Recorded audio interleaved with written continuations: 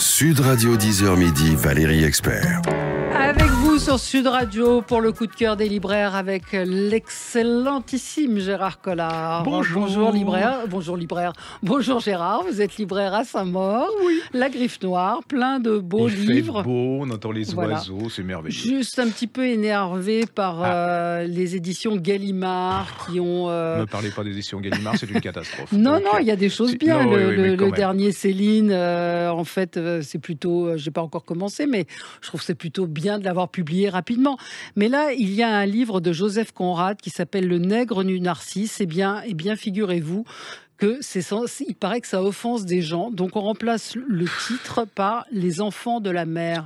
Jusqu'où on va aller pour gommer franchement, ça a du sens. En plus, pourquoi est-ce qu'il employait ce mot-là? C'est vraiment une négation de ce qu'est la littérature, du sens des mots.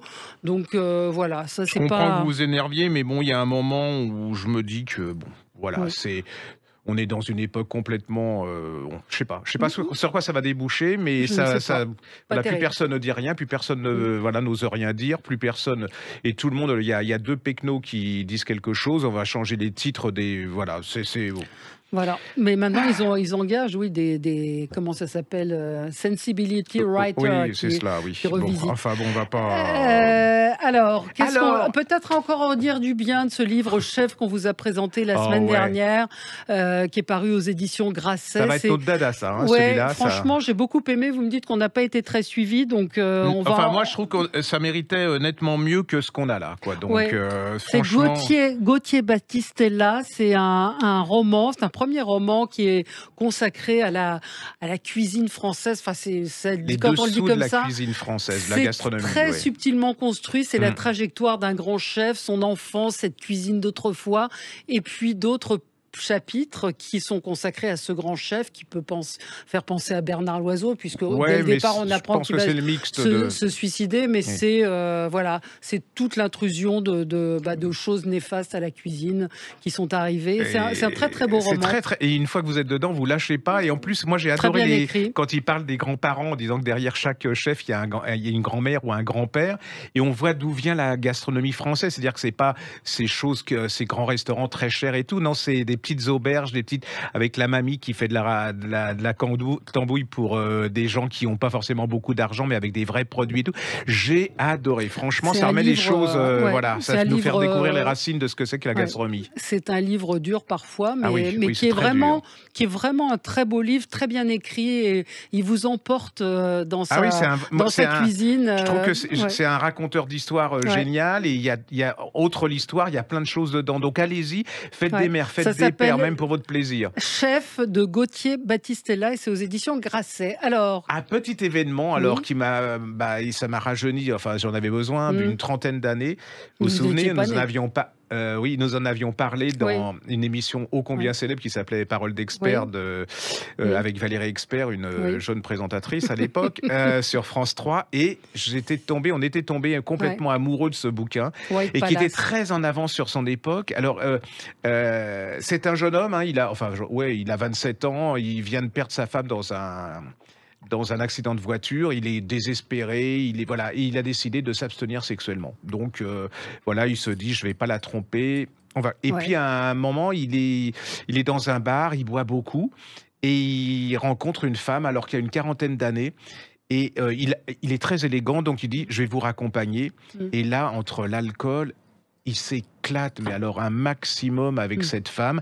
Le problème, c'est que cette femme, lui, il est publicitaire, vous voyez, new-yorkais, très bien. Et elle est pas si terrible. Alors déjà, elle est physiquement, elle est très très ronde, ce qu'on appelle une femme calipige.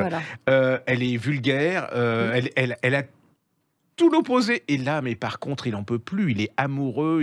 C'est son dilemme. Il n'ose pas la présenter à ses amis parce que c'est pas possible d'avoir une femme comme ça. Mais il est complètement amoureux. Alors, et sexuellement et de l'amour. C'est-à-dire que. Mais il est accro. Il est accro.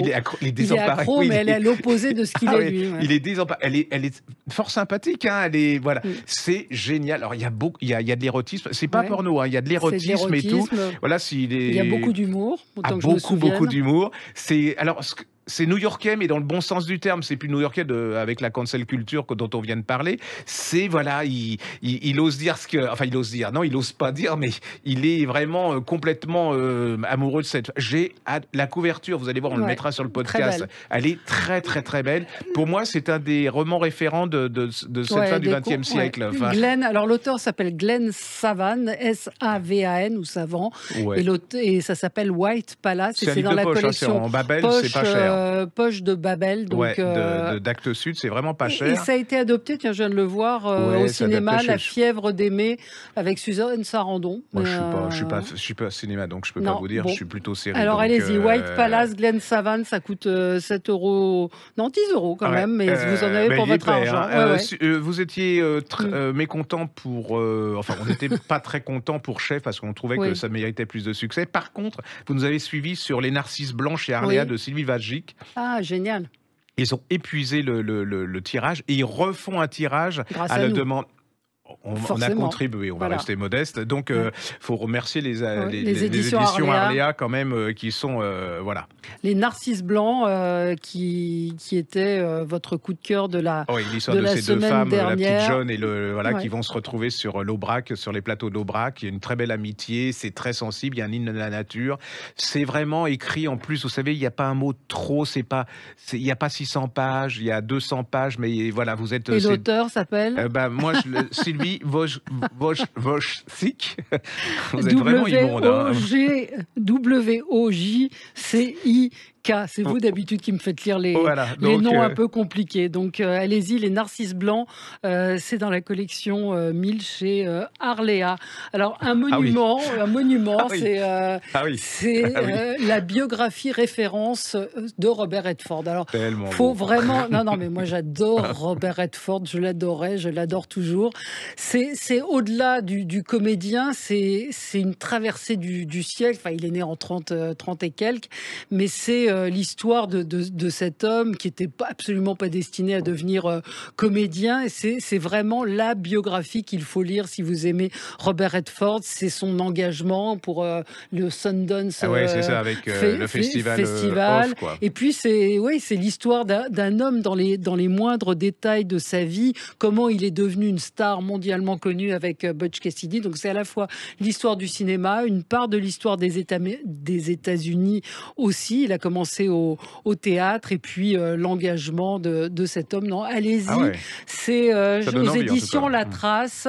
Et le Sunday Times dit c'est une des analyses les plus minutieusement documentées jamais menées sur la vie d'un artiste. Effectivement, c'est un pavé. Il y a des photos de lui enfant, mais moi je le lis par petits bouts. Je trouve ça passionnant parce qu'il y a des journaux et de la correspondance de Robert Redford. Ça explique aussi la famille qu'il a eue. Enfin, vraiment, c'est très très bien. Et l'auteur s'appelle Michael Finney-Callan. Voilà.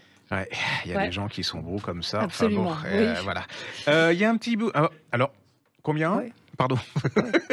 Et Laurence Perrin, Après l'océan, on n'en parle pas beaucoup de ce bouquin. Puis les journalistes, ils aiment pas trop parler de ce qu'ils considèrent comme de la littérature de détente. Et moi, je trouve que c'est de la littérature à part entière et qu'on passe un bon moment. Absolument. Et qu'ils nous font souvent découvrir des univers qu'on connaît pas forcément. Alors, je crois que c'est l'anniversaire du Titanic, du naufrage. On est à 110 ans ou quelque chose comme ça. Et elle nous raconte l'histoire du roi de la Tourte. La Tourte, c'était une sorte de gâteau, de tarte couverte. Oui, donc il rencontre un Américain, son père. Enfin, il y a ils partent à 6, donc ils vont revenir. Enfin, ils vont pas revenir, ils vont arriver qu'à 2. Les deux sœurs. Le père va mourir parce qu'il part aux États-Unis pour faire une énorme entreprise de tourte. Et là, ils se retrouvent à New York, ils sont complètement désappareillés, ils ont même pas d'argent pour retourner à Southampton. Il y a une des sœurs qui est complètement, tellement on appelle ça traumatisée, elle parle plus, elle est muette, et elle va rencontrer. Alors il y en a une qui, elle prend la vie à plein le corps, elle va se battre et tout, elle va rencontrer une jeune femme, ils vont devenir amis. Alors c'est toutes les États-Unis du 19e siècle avec, du 19e, du début 20e. Début 20e, puis c'est rescapé du Titanic. Absolument. Avec un destin. Et on voit comment elles ont été, il y a beaucoup de gens il y en a qui s'en sont tirés, mais il y en a d'autres qui, psychiquement, il n'y avait pas d'aide psychologique à l'époque. Et en plus, ces gens qui étaient muets, on les considérait comme fous. Des fous. et on les enfermait. Et là, c'est le rapport avec sa sœur aussi qui est... c'est absolument génial. Les portraits sont vraiment... Vous êtes pris, hein. C'est complètement... Moi, je les fait lire, j'étais un peu... Une atmosphère à la Downton Abbey, vue d'Amérique, New York en 1912, et c'est effectivement la fin d'une époque, 1912, absolument. Avant Puis la guerre. On parle toujours des Astor, des Vanderbilt, de ces gens célèbres qui s'en sont tirés ou pas, et là, c'est les gens d'en bas, comme on dit, et c'est vraiment très bien fait. Et allez-y, c'est un bon, merveilleux livre de détente, d'histoire et tout, j'ai adoré. Fête des mères, fête des pères. Ah ouais, tout, vous pouvez y aller. Après l'océan. Hommes, femmes, voilà. Après l'océan, de Laurence Perrin, P-E-Y-R-I-N, c'est chez Kalman Levy. Autre chose? Oui, alors, j'avais adoré, c'est mon côté pom-pom girl. Moi, je suis très reine d'Angleterre, hein, donc Dame d'honneur, on avait adoré ce bouquin. Ouais, une vie terriblement romanesque qui nous... Alors, c'est effectivement... Elle est dame d'honneur de la reine Elisabeth et elle est surtout très très très amie avec sa sœur Margaret. Et là, c'est les dessous de la cour d'Angleterre, hein, mais c'est très humain. Moi, j'ai beaucoup. Mais c'est elle qui raconte, c'est cette femme, c'est pas un roman. C'est pas un roman, elle s'appelle Anne Glenconner et elle raconte. Et c'est pas du voyeurisme, elle raconte. Elle a beaucoup d'empathie pour la Margaret qui va sombrer dans l'alcoolisme parce que cette femme, elle n'était pas forcément très aimable, mais c'est pas facile d'être la sœur cadette de celle qui va prendre la lumière. Moi, j'ai adoré. Franchement, c'est en plus c'est une histoire de l'Angleterre. Et puis c'est son histoire à elle, c'est-à-dire comment on se retrouve dame de compagnie. Et le personnage de Margaret est absolument. Moi, j'ai été fasciné par cette femme qui est à la fois antipathique, pour qui on a de la tendresse, qui va être trompée, qui va tromper. Enfin, j'ai adoré. Hein. C'est franchement comme un roman. Il y a celui-là aussi. Livre pour enfants, L'ogre de la librairie chez Pastel, avec cette petite fille qui va dans une librairie. Le dessin est très chouette, très joli. Puis il y a des pages qui se déplient. Non, c'est vraiment une petite merveille. C'est très très joli parce que ça apprend à ne pas avoir peur des monstres et des ogres. Et puis des livres aussi, parce qu'il y a des gosses qui n'aiment pas les... Donc là, l'ogre est dans la forêt. Est-ce qu'il va manger les petites princesses? Voilà, c'est génial. Non, c'est un super joli livre et j'aime beaucoup le graphisme. Et regardez-les sur nos podcasts, hein, parce que ça marche très bien les podcasts et vous aurez l'image. Absolument, avec Valérie parce que je qui tient le livre absolument. Avec tellement de... L'ogre de la librairie. Encore un juste un petit... Il y a ça peut-être de la guerre qui est publié par Perrin. Merveilleux. On avait parlé du premier. Celui-ci, toujours sous la direction de Jean Lopez, il y a un dossier qui est consacré aux femmes au combat. C'est absolument passionnant. La guerre, comme vous ne l'avez jamais lu, c'est une autre manière de raconter la guerre. Et ce dossier consacré aux femmes, en particulier à celle du Mossad, de Tsahal, de Tsahal, oui, c'est vraiment de très grande qualité avec des magnifiques photos, une iconographie très réussie. C'est un très très beau travail fait par Perrin. C'est trimestriel, je crois. Ouais, pour moi, c'est une des meilleures revues actuelles. Hein, absolument, c'est avec les plus grands spécialistes. Là, ça vous parle de la Corée en 1950, de Napoléon III également, et de beaucoup d'autres. C'est accessible à tout le monde. Hein. C'est ces gens qui sont très intelligents, mais qui ont l'art de vulgariser les choses compliquées. Voilà, un petit dernier. Ah